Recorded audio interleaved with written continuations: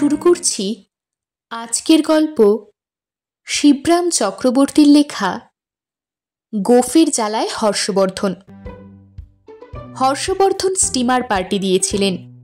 তিনি, তার ভাই শ্রীমান গোবর্ধন চন্দর, তস্য বৌদি শ্রীমতী হর্ষবর্ধন, সেই সঙ্গে আমি, আমার বোন ইতু, ইতুর কাজিন রত্নরা, তাদের বন্ধু আর বন্ধুনীরা সহযাত্রী। একটা মাঝারি সাইজের স্টিম লঞ্চ ভাড়া করে গঙ্গাসাগরের মোহনা অবধি পাড়ি দেবার মতলব ছিল আমাদের।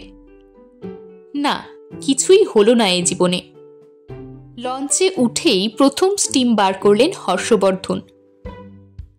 মোহনায় পৌঁছবার আগেই তার এই মোহভঙ্গ আমায় অবাক করে দেয়।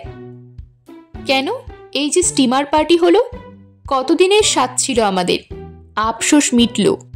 গোবর্ধন কয়, আমার জীবনে তো এই প্রথম স্টিম লঞ্চে চাপলাম। আমি জানাই, এর আগে অবশ্যই স্টিমারে, ইয়াব বড় স্টিমারে চেপেছি, সেই সেকালে পদ্মা পাড়ি দেবার কালে, কিন্তু স্টিম লঞ্চে স্টিমার পার্টি এই প্রথম ভাই। আমি বজরায় চেপেছিলাম একবার। আমাদের কথার মাঝখানে শ্রীমতী ইতুর বজ্রাঘাত। অনেক কিছুই পাওয়া হয়নি এ জীবনে এখনো, তিনি কন, বিস্তর পাওনা বাকি। জানি টাকা ধার দিলে ফেরত পাওয়া যায় না, মার খায় টাকাটা। আমি নিজের প্রতি যেন বাঁকা চোখে তাকাই, কিন্তু যার নাকি অঢেল টাকা, তার কাছে তো ঢেলার মতোই, এবং আমার কাছেও, যদি সেটা পরের টাকা হয়। পরদ্রব্য লোষ্ট্রবৎ বলে গেছেন না চাণক্য ঋষি? আপনি কি ধার দিয়ে পাবার আশা রাখেন, আবার ফেরত পেতে চান আপনার টাকা? চান যদি, তো বন্ধুর সঙ্গে ঐক্যটা যাবে, ইতু জানায়, এবং এটাও পাবেন না। চাণক্য এ কথা না বললেও এখন ঐক্য চান না টাকা, সেই কথাই বলুন। সেই কথাই নয়, টাকায় কি হয়? জীবনের সব কিছু কি পাওয়া যায় টাকায়? টাকা দিয়ে কি নামটাম হয়? টাকা দিয়ে? দাদার জিজ্ঞাসার জবাব তার ভাই দিয়ে দেয়। হ্যাঁ, টাকা দিয়ে বদনাম হতে পারে, সেই টাকা ফিরে চাইলে পরে। আর সেটা কি এক রকমের নাম হওয়া নয়? দূর দূর, সেসব নাম নয়। খবরের কাগজে নাম বেরোয় তাতে? খবরের কাগজে নাম করতে হলে খবর হতে হয় আগে। আমার বক্তব্য, খবর না খাবার? কাকে খাওয়াতে হবে, সম্পাদককে না তোমায়? ইতুর জিজ্ঞাসা। খাবার নয়, খবর। আমি জানাই, যিনি খবর হবেন তার নামই কাগজে বেরুবে এমনিতেই, তিনি না চাইলেও। কি করে খবর হওয়া যায়? মনে করুন, কুকুর যদি আপনাকে কামড়ায়, সেটা কোনো খবরই নয়, কিন্তু আপনি যদি কোনো কুকুরকে কামড়ান, তবেই এমনটা খবর হয়। বিখ্যাত পুরনো বয়েতটা আমি পুনশ্চ আওড়াই। কুকুর আমি এখন পাই কোথায়? কুকুর তো আনা হয়নি স্টিমারটায়। আনা হয়েছে, এসেওছে।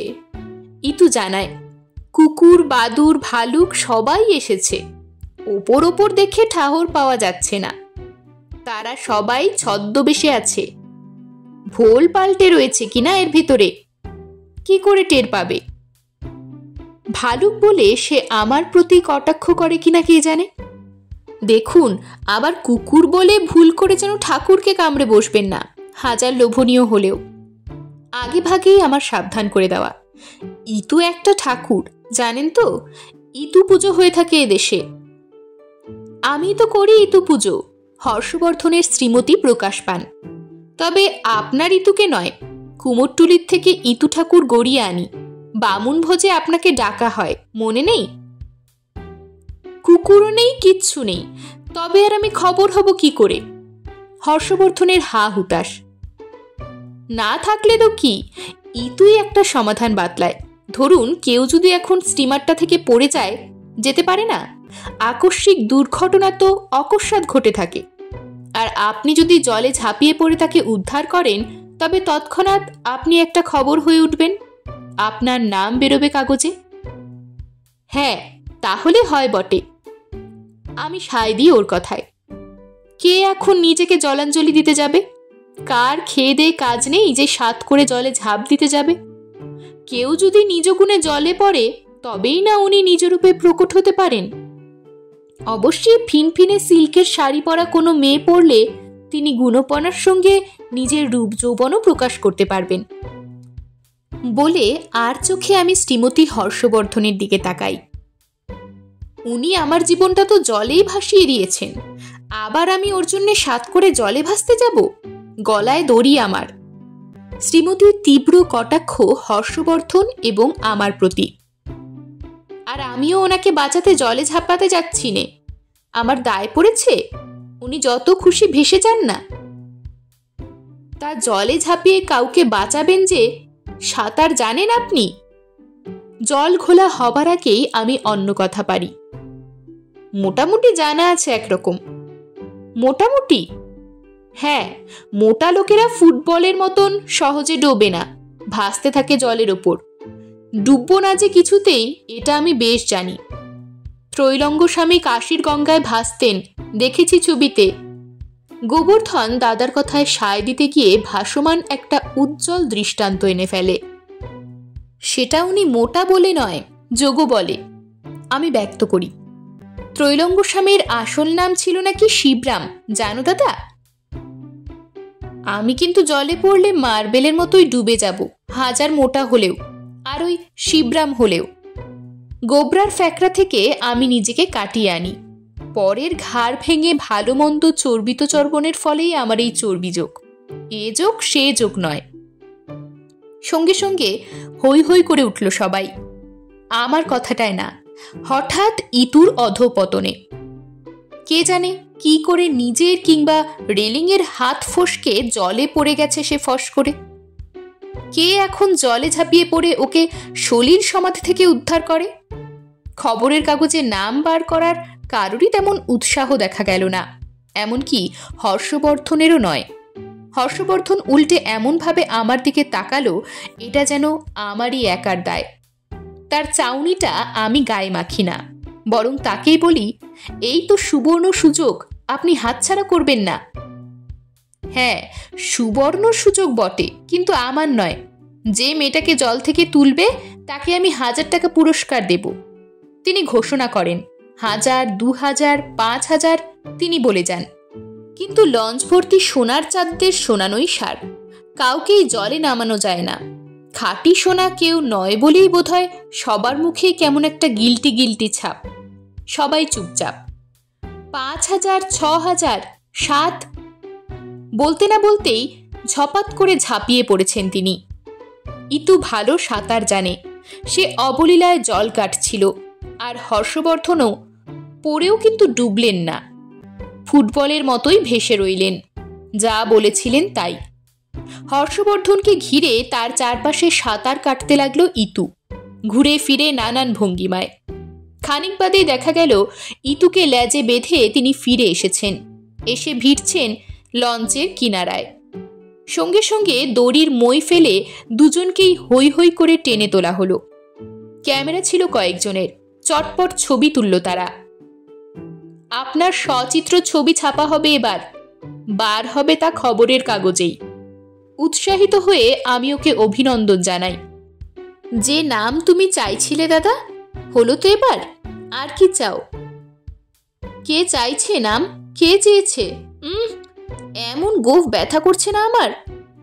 গোফের উপর তিনি হাত বুলোতে থাকেন। ঝপাত করে জলে পড়লে গায়ে লাগতে পারে হয়তো। ওর কথায় আমি অবাক হই, কিন্তু গোফে লাগবার তো কথা নয়। গোফটা এমন টাটিয়েছে না আমার। তিনি সবার দিকে তাকান, তারপরে কন, কে আমায় জলে ধাক্কা মেরে ফেলে দিয়েছিল শুনি?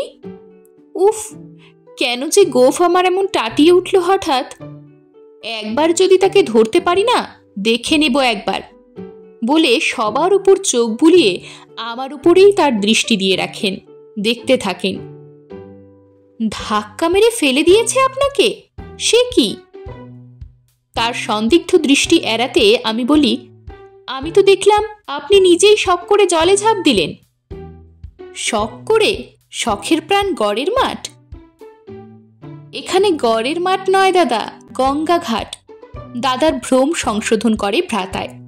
শখের প্রাণ গঙ্গা ঘাট। তুই থাম, আমার প্রাণ যাচ্ছে এদিকে। গোফের জ্বালায় গেলাম। কেন যে লোকে সাত করে বড় বড় গোফ রাখে। হর্ষবর্ধনের প্রাণের আর গোফের জ্বালা একসঙ্গে দাউ দাউ করে জ্বলে। ইস, এমন জ্বলছে গোফ যে কি বলবো। কোন গোফটা? জিজ্ঞেস করে ইতুচন্দ্র। দুটো গোফই, দুধারের গোফই। কেন জ্বলছে কে জানে। জলে পড়লে গোফ জ্বলে, আমার জীবনে এমন অভিজ্ঞতা এই প্রথম। আমারও, যদিও আমার গোফ নেই আর কখনো জলেও পড়িনি। ইতু, এদিকে আয় তো, বলে ইতুকে আমি সরিয়ে আনি। হর্ষবর্ধনের ক্রুদ্ধ দৃষ্টির আওতা থেকে সরে লঞ্চটার অন্য ধারে চলে যাই। হ্যাঁ রে, তুই ওকে জলে ফেলে দিসনি তো? শুধাই ইতুকে। বারে, আমি কি করে ফেলবো? ফেলতে যাব কেমন করে শুনি? আমি ওর আগে জলে পড়লুম না? তাও তো বটে, কথাটা মানতে হয় আমায়। সে বলে, কষ্টে সৃষ্টে ওই কনকনে জলে আমি নিজেকেই ফেলতে পেরেছি কেবল। লঞ্চ থেকে পড়ে গিয়ে কি দশা হয়েছে আমার দেখো। ফ্রক টক সব ভিজে একসা, একেবারে একাকার। নিজের লাঞ্ছনা দেখায় ইতু। এখন চট করে ফ্রক টকগুলো বদলে ফেলতো, ভিজে পোশাকে থাকলে অসুখ করবে না? আমি কি বাড়তি পোশাক টোশাক এনেছি? জলে পড়তে হবে কি জানতাম? তবে তাহলে এক কাজ কর, আমি ওকে স্টিমারের অন্য ধারে টেনে নিয়ে যাই। আমার গেঞ্জিটাকে আন্ডারওয়্যারের মতো পরে জামাটাকে গায়ে চড়া, আপাততর মতন একটা ফ্রক হোক। এই ফ্রক শার্ট যেমন কিনা ফ্রক কোট হয় না ছেলেদের। আর তুমি? আমি খালি গায়ে একটু গঙ্গার খোলা হাওয়া খাই, গা জুড়াই। যাক, হর্ষবর্ধন যে তোকে উদ্ধার করেছেন সেজন্য তাকে ধন্যবাদ। উনি উদ্ধার করেছেন আমায়, নাকি আমি উদ্ধার করলাম ওনাকে? ইতু প্রকাশ করে, সাঁতারই জানেন না উনি। আমি তো ওকে জলে ভাসিয়ে টেনে নিয়ে এলাম। তুই কি করে আনলি রে তুই ওই লাশটাকে? কি করে আবার? ওর গোফ ধরে। হাতের কাছে ধরবার কিছু পেলাম না তো আর। ভাগ্যিস ওনার অমন ডাগর ডাগর গোফ ছিল, তাই রক্ষে। এরকমই আরো সব গল্প পেতে চ্যানেলটিকে সাবস্ক্রাইব করে দেবেন। আর গল্পটি যদি ভালো লেগে থাকে তাহলে লাইক, শেয়ার আর কমেন্ট করে দেবেন।